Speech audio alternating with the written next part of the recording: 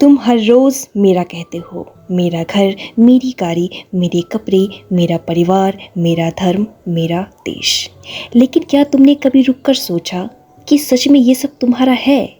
ओशो कहते हैं, इंसान सारी जिंदगी बस चीज़ों को इकट्ठा करता रहता है, पर खुद को कभी नहीं जान पाता। तुम किस चीज़ को पकड़ने की कोशिश करते हो, लेकिन अंत में वो सब छूट जाता है। तो फिर क्या सच में कुछ तुम्हारा है? स्वामित्व का भ्रम। स्वामित्व सबसे बड़ा धोखा है। तुम जिस शरीर को अपना मानते हो वो भी तुम्हारा नहीं है। तुम बस उसमें मेहमान हो, एक किराएदार। वो मिट्टी से बना है, मिट्टी में मिल जाएगा। तुम कहते हो ये मेरी पत्नी है, ये मेरे बच्चे हैं, ये मेरी दौलत है। पर ध्यान से देखो, ये संबंध, ये धन, ये पहचाने सिर्फ समय की धूल है। मृत्यु की एक सांस और सब कुछ मिट जाएगा। तो फिर इस पर जो मेरा लिखा है वो सिर्फ मन का छलावा है। जो तुम्हारा है ही नहीं उस पर अधिकार कैसा? ओशो कहते हैं, तुम्हें सिर्फ एक ही चीज पर स्वामित्व हो सकता है, वो हो तुम खुद।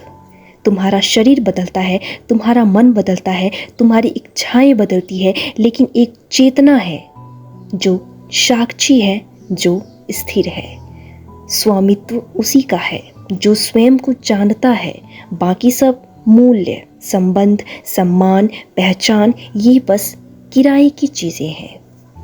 असली स्वामित्व अपने ऊपर अधिकार है। सच्चा स्वामित्व तब आता है जब तुम खुद के मालिक बनो, जब तुम्हारे विचार तुम्हें हाँकते नहीं बल्कि तुम उन्हें देख पाते हो, जब भावनाएं तुम्हें डुबोती नहीं बल्कि तुम साक्षी बन उन्हें बहते हुए देख पाते हो। बाहरी दुनिया पर नियंत्रण पाना आसान है, पैसा, पद, प्रतिष्ठा, लेकिन अपने भीतर उतरना सबसे कठिन कार्य है, क्योंकि वहाँ ना कोई प्रतियोगिता है, ना कोई पुरस्कार। वहाँ सिर्फ तुम हो और तुम्हारी परछाई।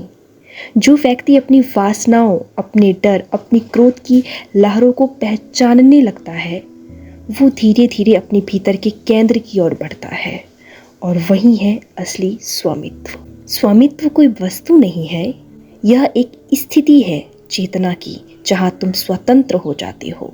तुम्हें खुद से बाहर निकालने वाली चीजें स्वामित्व को मिटा देती हैं। हर बार जब तुम किसी चीज के पीछे भागती हो, किसी इंसान के पीछे, किसी रिश्ते के पीछे, सफलता, मान, सम्मान, तब तुम अपने ऊपर से हट जाते हो। तुम्हारी ऊर्जा बाहर बहने लगती है। तुम्हारा मन तुम्हें लगातार समझाता है कि अगर तुम्हारे पास फलना चीज होगी तो तुम खुश रहोगे, अगर फलना इंसान तुम्हारा होगा तो तुम पूरे हो जाओगे। लेकिन ये सिर्फ मन का खेल है, क्योंकि जो तुम्हारा है वो तुम्हारे भीतर है, जो बाहर है वो कभी स्थायी नहीं हो सकता।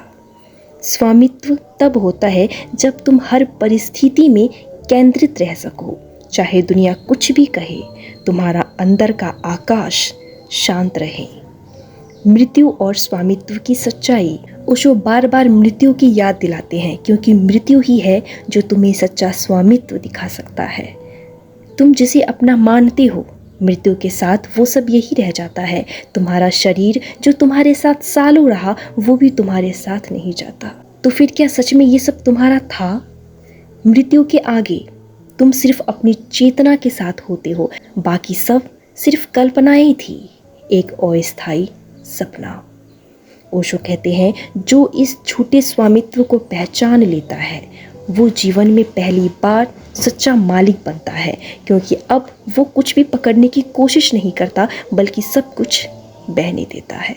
खुद का स्वामी बनना ही ध्यान है। ध्यान ही असली स्वामित्व है। ध्यान में तुम कुछ नहीं करते, तुम सिर्फ हो।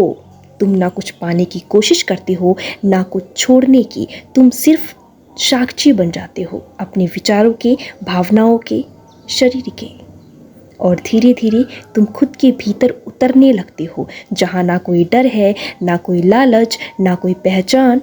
वो जगह है जहाँ तुम खुद के मालिक हो, जहाँ तुम स्वयं का स्वामित्व पा लेते हो। और यही है मुक्ति, यही है सच्चा जीवन। तो अगली बार जब तुम किसी चीज़ को मेरा कहो तो रुककर ज़रा भीतर झांक लेना, क्या वो सच में तुम्हारा है या बस मन का भ्रम? ओशो कहते हैं, जो खुद का स्वामी बन गया उससे बड़ा सम्राट कोई नहीं। अगर इस वीडियो ने तुम्हें सोचने पर मजबूर किया तो इसे शेयर करो, कमेंट करो। क्या तुमने कभी अपने भीतर का स्वामित्व महसूस किया है? कमेंट बॉक्स में ज़रूर बताएं।